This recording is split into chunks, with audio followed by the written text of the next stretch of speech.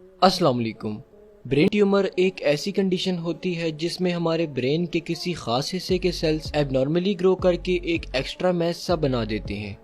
Brain हमारे school के अंदर मौजूद एक कम्प्लेक्स ऑर्गन होता है जो हमारी बॉडी की तमाम वॉलंटरी और इनवॉलंटरी एक्टिविटीज को कंट्रोल करता है, मगर बाज़ औक़ात ब्रेन के किसी खास हिस्से के सेल्स एबनॉर्मली ग्रो करके ब्रेन के अंदर एक एक्स्ट्रा मैस बना देते हैं जो अपने आसपास मौजूद टिश्यूज से टकरा के स्कल के अंदर प्रेशर क्रिएट कर देते हैं, जिसके नतीजे में पेशेंट्स में कुछ सिम्टम्स दिखाई देते हैं, जैसा कि सर में शदीद दर्द होना, वॉमिटिंग आना, आईसाइट का वीक होना, चीज़ों का डबल नजर आना, बोलने और सुनने में मसला होना, बॉडी बैलेंस डिस्टर्ब होना, जिस्म का कोई एक हिस्सा सुन्न हो जाना या फिर मिर्गी यानी एपिलेप्सी के दौरे पड़ना वगैरह। ये तमाम सिम्टम्स ब्रेन ट्यूमर के पेशेंट को इनिशियल स्टेज में अपेयर होते हैं। ट्यूमर या कैंसर सेल्स में मौजूद डीएनए में म्यूटेशन की वजह से होता है, जिसकी बहुत सारी कॉसेस हो सकती हैं,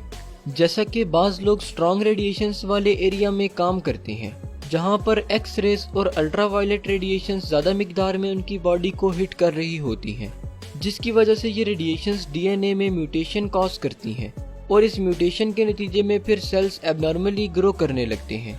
इसके अलावा बाज़ लोगों में किसी जेनेटिकल डिफेक्ट की वजह से भी कैंसर या ट्यूमर होने के चांसेस रहते हैं और ये कंडीशन फैमिली में रन करती है। इसके अलावा कोई वायरल या बैक्टीरियल इन्फेक्शन या फिर कोई स्ट्रॉन्ग केमिकल्स भी ट्यूमर कॉज कर सकते हैं। वैसे तो ब्रेन ट्यूमर मेल्स और फीमेल्स दोनों में होता है, मगर इसकी ज़्यादा रेशो मेल्स में देखी गई है। इसकी बड़ी वजह यह है कि मेल्स ज़्यादातर घर से बाहर निकल कर काम करते हैं जहां पर रेडिएशन और केमिकल एक्सपोजर ज़्यादा होता है।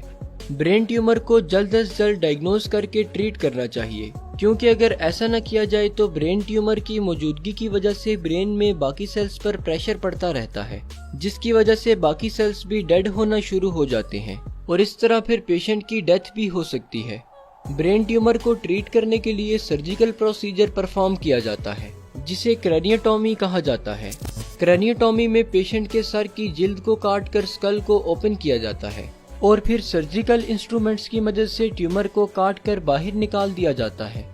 सर्जरी के बाद रेडियोथेरापी और कीमोथेरापी का भी सहारा लिया जाता है, जिससे ट्यूमर के बाकी बचे कुचे सेल्स भी खत्म हो जाते हैं और दोबारा ट्यूमर होने के चांसेस कम हो जाते हैं। शुक्रिया, अल्लाह हाफिज।